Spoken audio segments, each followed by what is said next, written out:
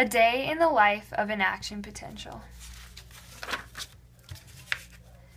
Every day, Nellie the neuron hangs out with her neuroglia protectors Ned, Nat, and Nick in the central and peripheral nervous systems, waiting to perform an action potential.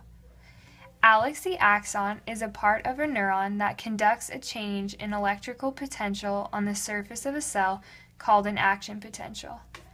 There are factors that affect the speed that Alex can make this action potential occur, including Molly the membrane resistance, Lola the localized current, Landry the length constant, and Corey the conduction velocity.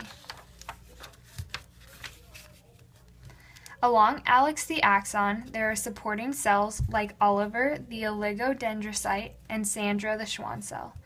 These cells create Monty the myelin sheath, which wraps around Alex the axon to keep him warm and increase the nerve impulse rate.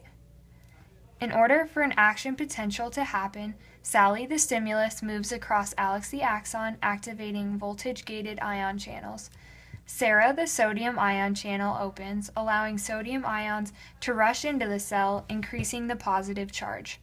Sarah then closes, and Pete the potassium channel opens, allowing potassium ions to rush out of the cell. After that, potassium ions go back into the cell and sodium ions out of the cell, returning Nellie the neuron to her resting state. There are two different types of conductions. Cassidy the continuous conduction happens in unmyelinated axons and affect every part of the axon, making for a slow process. Sabrina is a faster process called saltatory conduction.